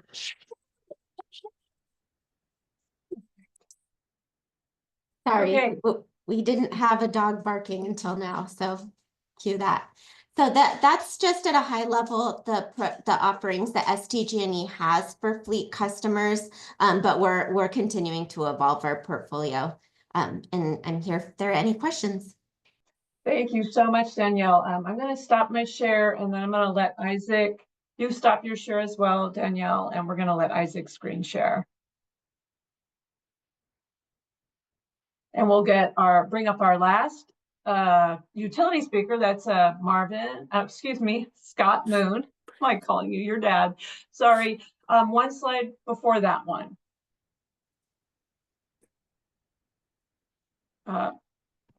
Where is it? No, back one. It's that single blue slide that's got, yes, this one. Thank you so much, Isaac. Hi everyone, I'm Scott Moon. I oversee EV programs at DWP. I'll be even more brief than the other utilities with just one slide pertaining to our medium and heavy duty charger rebate program. We provide rebates based on the table that's on the right-hand side there, and that's based on whether the chargers being installed are either AC chargers, DC chargers, and it's based on the guaranteed capacity per charger. An exciting update pertaining to this program that you can see on here is that we recently increased our maximum rebate from $500,000 to $2 million per site. For our light duty programs, we recently incorporated a 25% adder to our light duty DCFC program, our DC fast charger program for disadvantaged communities. We modified our light duty fast charger rebate to go up to 20 fast chargers rather than just 8. And we also modified our load sharing requirements for the light duty level 2 sector so that under the worst case scenario, when all vehicles are plugged in, no less than 8 amps is provided to the vehicles, to each vehicle. We maintain a publicly available funding dashboard that shows just about, I checked this morning, $8 million in funding for the medium and heavy duty charger rebate program. A couple of important details. The funding is for the for this charger rebate program is for class 3. It have to be used for class 3 to class 8 vehicles, and this is only available for chargers, not the vehicles themselves. And the funding is going to be available until the end of next month. And if it doesn't get used, we're likely to use it to fund our light duty commercial charger rebate program, which typically gets oversubscribed, the level 2 segment and the light duty DC fast charger segment. And we're working right now to set funds aside post June, so so that the funding is secured. There's a couple of links on here which I can see already got populated into the chat. Thank you. And those pertain to the important aspects of the that pertains to the overview of our commercial charger rebate program, and that provides important aspects on how to apply, terms and conditions, and everything, as well as the funding dashboard that I mentioned. And for questions, feel free to reach out either to me or to the plugin@ladwp.com, and someone will be able to assist you. Thank you. All right, thank you so much, Scott. And then we have our final presenter coming up. Go to the next slide. And Ian, you're on. Ian is works for CalStart on the Energize program. And this is the last presenter. I think we're probably only going to have time for questions at the end, but we'll do our best to have a good discussion. Go ahead, Ian.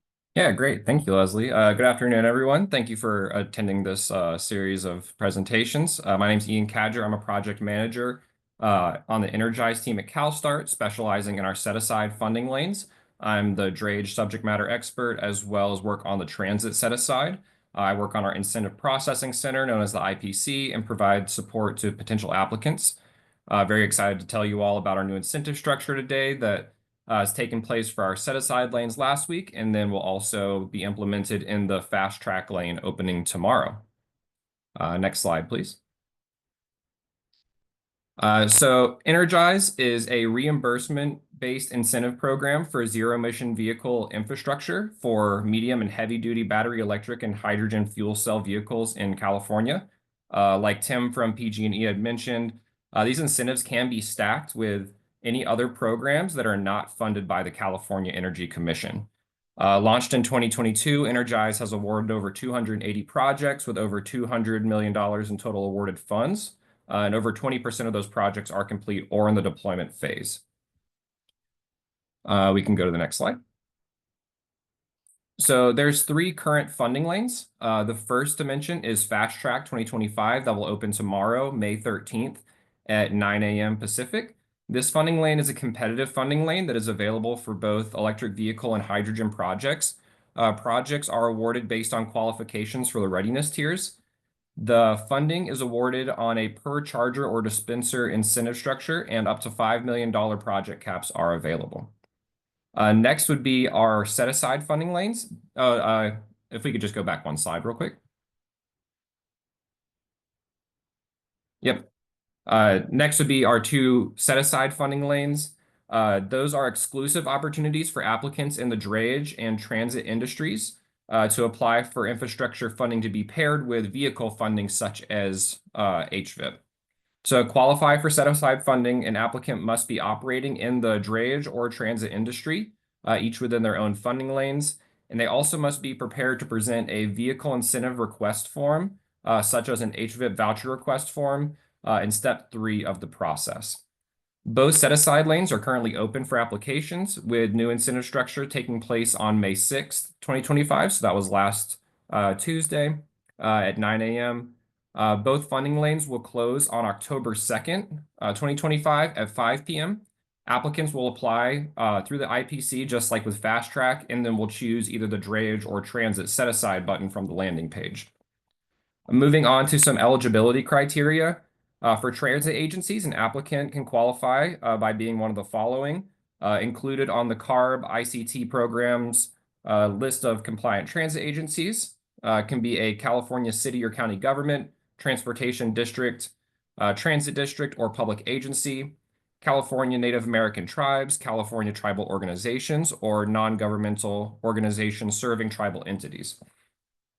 In addition to this industry requirement, like I had mentioned before, the conditional awardee must show proof of vehicle voucher request by step 3 of the Energize process. For drayage, drayage is defined for this funding lane as on-road heavy-duty trucks that transport containers or bulk freight to and from the ports and intermodal rail yards, as well as other locations. Charging as a service developers serving drayage fleets are also eligible with a vehicle commitment form during the application process. And with both of these, you must show proof of vehicle voucher request by step 3 of the Energize process. And with the drayage and transit lanes, all projects are eligible for up to $5 million project caps. Next slide, please. So here's a list of resources to help you get started on your application process. So first would be the IPC application portal. This would be where you're going to submit your application. Next is the Energize implementation manual. This will walk you through all the requirements of Energize and give you a full breakdown of the process. Next would be the Fast Track 2025 application packet. That would be if you're interested in the fast track lane, the competitive lane based on readiness tiers. And then next two are the drayage and transit application packets. Those would be for the drayage and transit set-aside lanes if you qualify in those industries and have the vehicle voucher request forms. And then the last two links here would be to the Energize application workshop that we conducted at the end of April. That is a video just walking through the Energize process. And then the last link here is the slides from that workshop if you just want to look through the slides. We can go to the next page. And just some quick contact info. If you have any questions, feel free to reach out to infrastructure@calstart.org, or you can call us on the Energize hotline listed here, as well as get more information and the project resources and the link to the IPC on energize.org. Great. Thank you, Leslie. I'll pass it back to you. Thank you so much, Ian. Isaac, maybe stop screen share. And I'd like for all of our panelists to turn your cameras on. And anybody else, I mean, not necessarily all of our panelists, I guess if you don't want to, but at least our speakers. Great. So now I'm basically opening it up to questions. I certainly have some in my own brain, but I really do want to give our co-chairs or any of the other panelists, if you have any burning questions, give you the opportunity to ask away.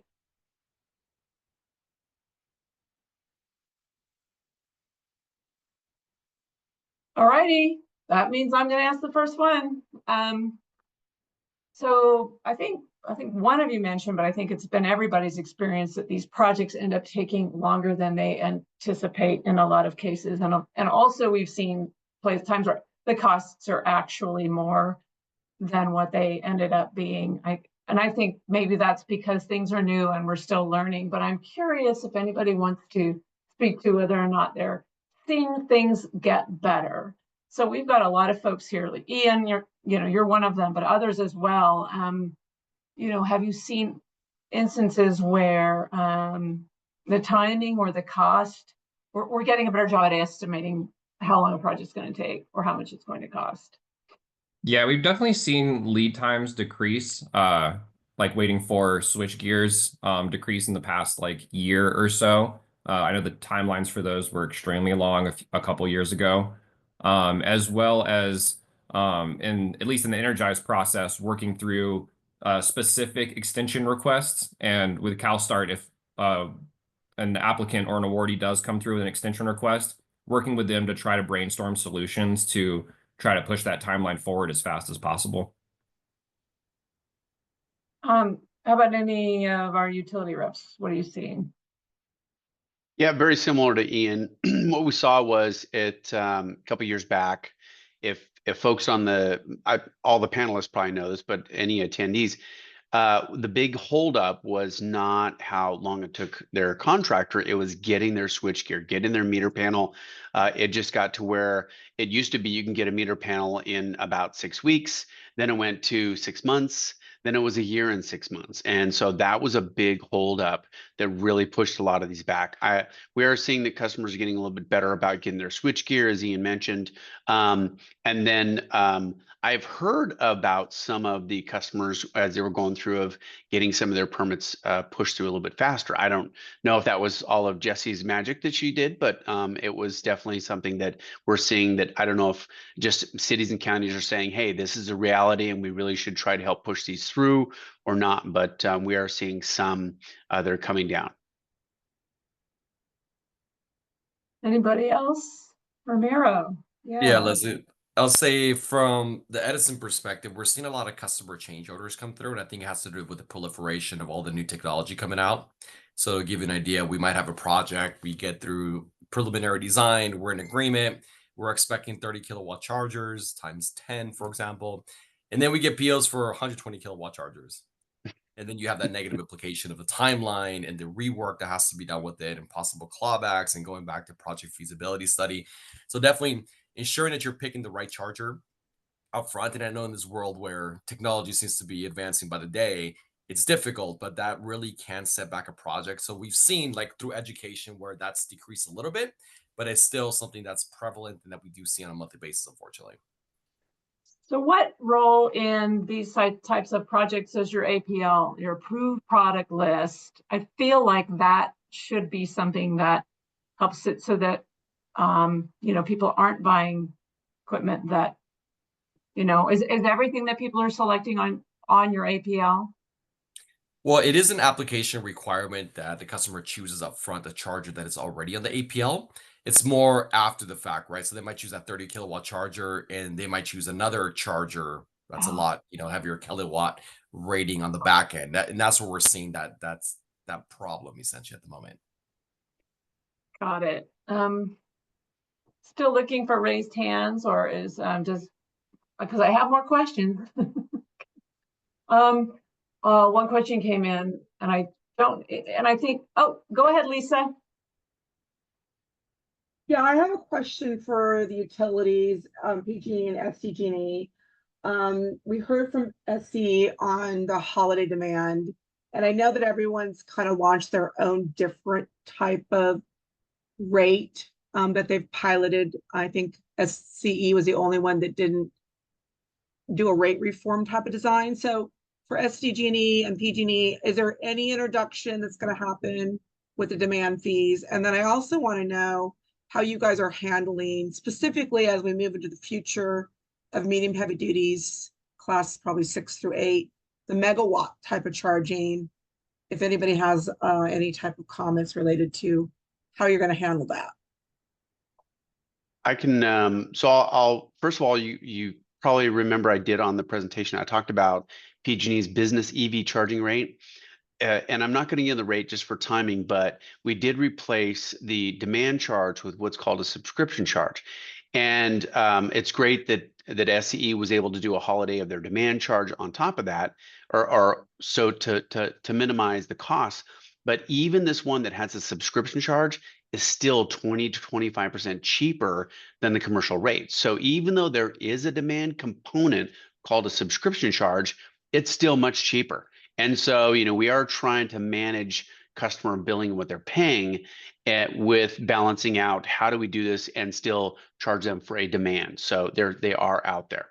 As far as the megawatt that you were talking about, yes, we've got some large megawatt projects, megawatt chargers that are out there, power cabinets that are, you know, very large. You're going to see them on the APL. And so they are available for customers to use. We're seeing those come about in large electric vehicle 21st century truck stops, such, you know, what you'll see Watt EV in Bakersfield and others, and they are going with some larger power cabinets to be able to give them diversity on how they want to. If they have only a few chargers operating, they can dedicate most of the charge to it, compared to if they have 10 or 15 trucks larging, it divvies up the power cabinet. So it gives them the ability to kind of manage their load and better customer satisfaction. So on that answer, is there any requirement, because since the vehicles aren't outside of probably Tesla, there's really no vehicles that accept the megawatt yet? I'm just kind of curious where you guys are going with the requirement from the vehicle side, if there's anything. Yeah, we don't have the requirement. And I also want to let Danielle speak, but for us, it's not really, we put in the charging infrastructure and then we let them manage it. What we're seeing, Lisa, is some customers, they want to be ready for what's going to happen in 2, 3, or 5 years, and they don't want to have to change everything out. So they're preparing for those vehicles that are not ready now, that are maybe not available, that will be available. We're seeing school districts that are putting in larger chargers for their buses, even though that they're, you know, smaller battery buses, in plans to get the larger battery capacity buses coming out. So we do see a lot of that, but we don't have restrictions on which, you know, what they can apply for, and, you know, that sort of thing. Okay, that's good to know. It's cool. Thank you for the clarity. Yeah, and I think everything he said is true for what we're seeing as well, and within our service territory. What I can speak to sort of differently from a rates perspective, we don't currently have any plans for sort of expanding our rates at this time. We have our electric vehicle high power rate, the EVHP, that's for commercial customers. That is a subsidized rate now through 2032. We're evaluating other sort of possible options for offerings that we can pursue to offset the cost of charging for commercial customers for that total cost of ownership. But nothing available at this time. We did recently launch earlier this year an electric vehicle dynamic export compensation rate pilot that we're hoping can be a mechanism for commercial and industrial customers to at least generate some additional revenue for their exports. So that's a new solution that hopefully will be very successful, and that we can expand beyond the pilot phase.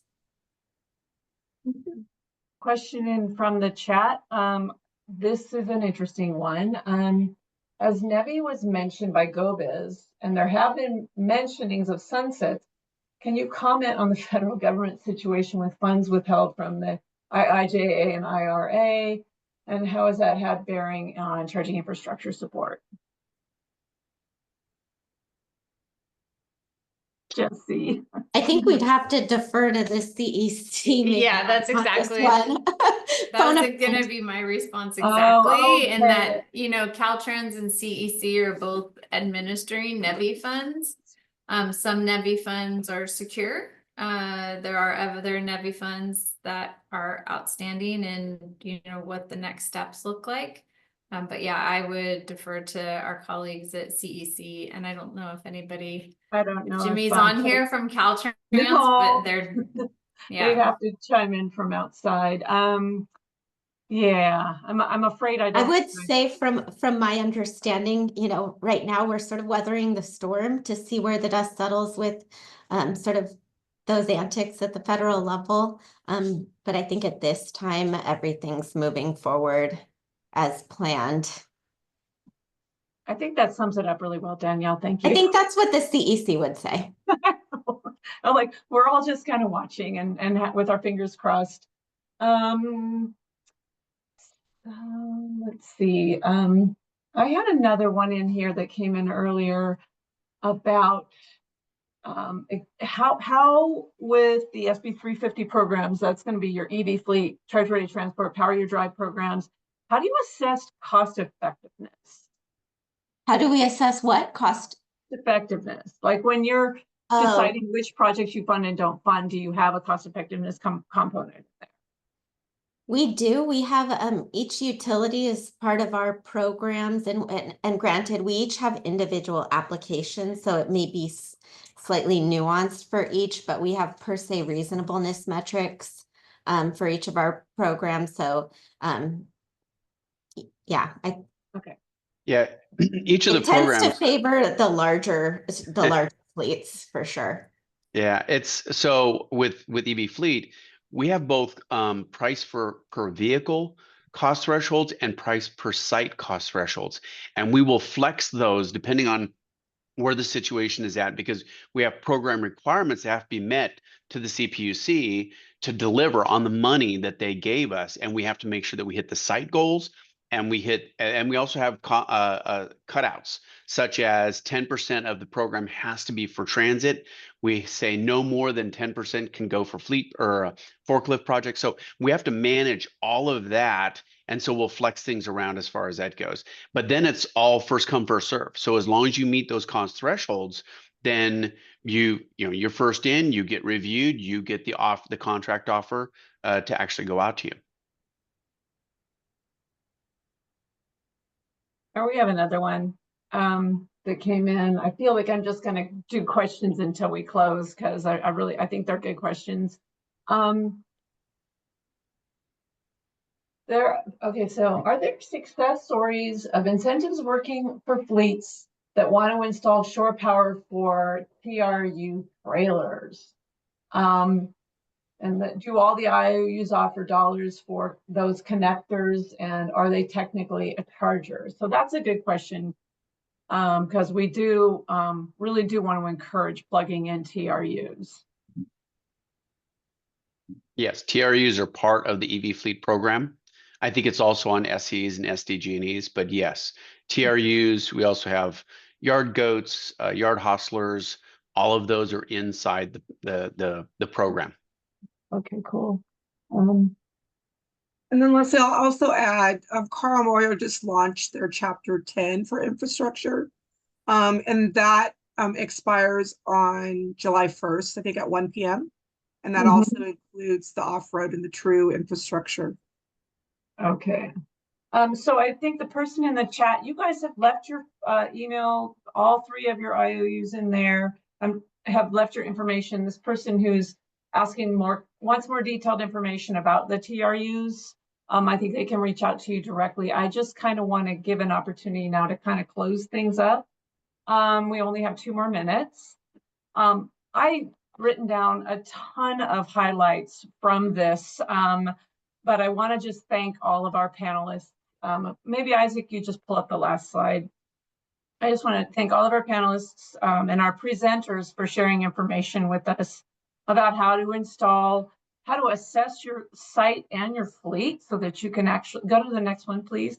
To better understand and take away the guesswork associated with a fleet, transitioning your fleet to zero emission, and how to choose and select charging infrastructure.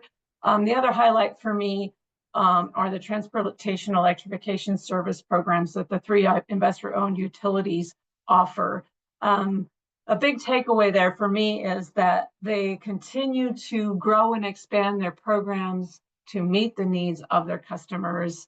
And I've seen just the differences in over a year and the things added to the programs, the support services added. And also what I've noticed when I go to outreach events is that folks like Tim and Romero and his whole team are always someone is at the table ready to work with you specifically, you, the fleet specifically, and help you navigate which one of these programs, whether it's your Trudge Ready Transport, EV Fleet, or Power Your Drive, or if you fall under the category of Rule 29 or Rule 45, what it covers.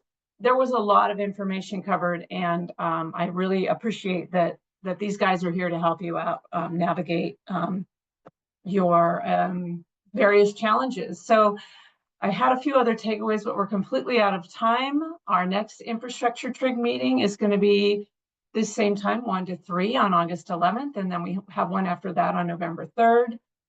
As always, my email is here. If there's topics that you would like to discuss, I'm extending this offer to the panelists or anyone in the audience.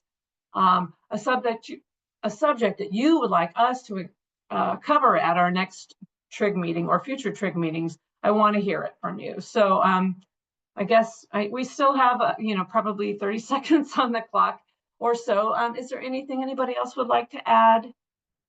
Lisa, do you have anything, or Kate? All right. All right, well then we are going to Hey, end. Leslie, I would just Yes. like to say, I really appreciate your guys' work on this, and Miriam putting in all of the details in the chat. It's really helpful for customers or attendees when they get all of this information. So just really appreciate you and your team putting this together. And I really appreciate you coming, Tim. It was very nice to meet you here. Maybe we'll get to meet in person someday. Sounds good. Again, the meeting recording and all the slides will be eventually posted on our ZE infrastructure webpage. Thank you all for coming. We'll see you next time. Well, great. Thanks, everybody. Take care.